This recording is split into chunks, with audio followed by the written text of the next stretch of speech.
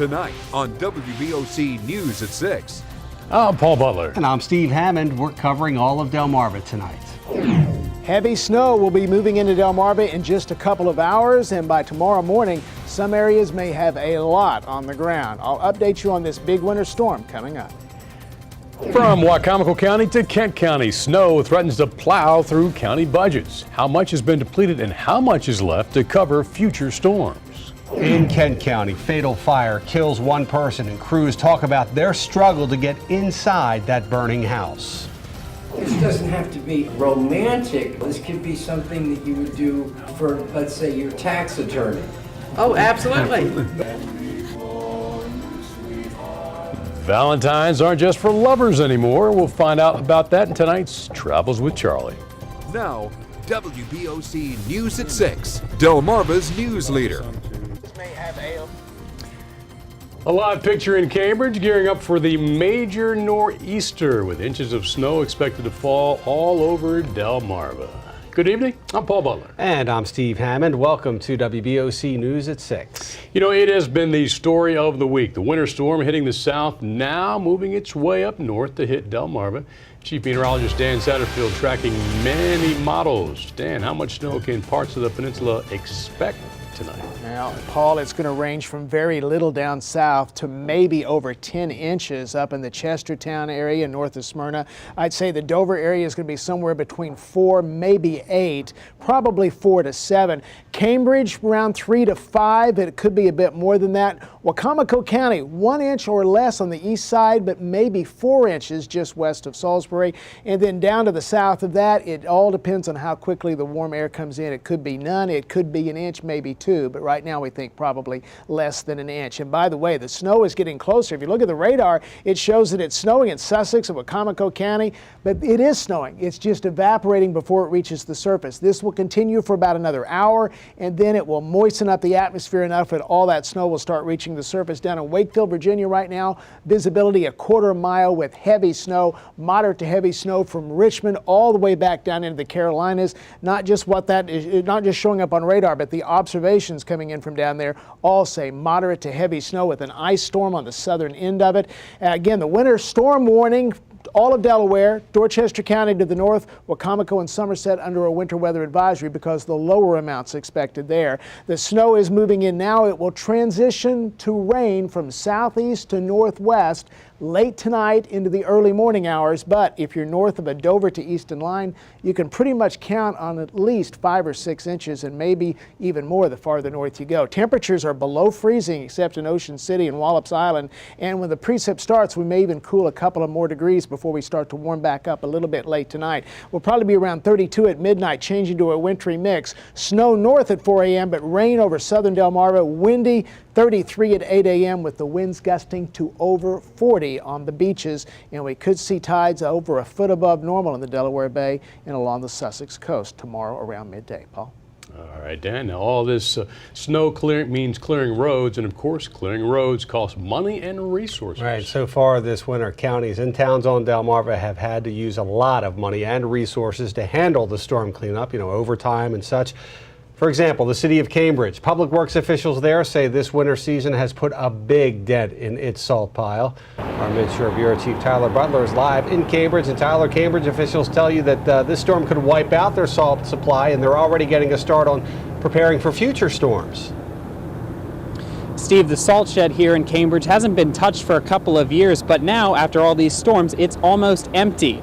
Right now, there are 100 tons of salt still left in the shed and 5 trucks to put it in. Public Works Director Odie Wheeler says this allows each truck to make about 2 passes, which is enough to keep the roads clear in Cambridge through this storm. But he thinks he will be all out of salt come Thursday night. Fortunately, he says they found a workaround for any future storms. Monday night's council meeting, the council approved emergency funding so that we can order more salt and get more salt in case we have some weather events in the next month or so. And Wheeler says he expects it would take about 1 week for them to get 100 tons more salt. He and his crews are preparing for a long night out here of salting and plowing. For now, in Cambridge, Tyler Butler, WBOC News. Now we'll toss it over to Bill Mitch in Wycomico County. Here in Wycomico County, with the winter storms that we've had, coupled with over 700 miles of roads to plow, much of those being rural, the snow removal budget is starting to dwindle. Now, the county had budgeted about $55,000 this winter for overtime pay for the roads crews. As of today, there's about $8,000 of that remaining. Now, with so many rural roads, it can sometimes take up to 8 hours to complete a shift, so that overtime money is running out quickly. And also, the money that has been put away for purchasing salt is disappearing as well. We're very close to being at our max budget. We've got probably around $10,000 left in salt budget left. We just did get another full order of salt, so we're fully prepared for whatever might happen over the next couple days.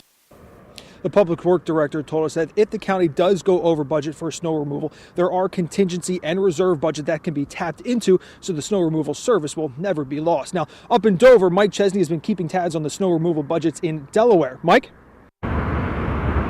Yeah, Bill, the Delaware Department of Transportation has about 13,000 miles of lane roads to deal with. The state has about 14,000 miles, and DelDOT has 90% of that to deal with. The department has spent almost $10 million plowing, salting, etc. That's more than in 2012 and in 2013 combined, but it's still less than DelDOT spent overall both in 2010 and in 2011, and that money comes out of the department's more than $100 million operating budget. So there is no storm budget account that will go dry.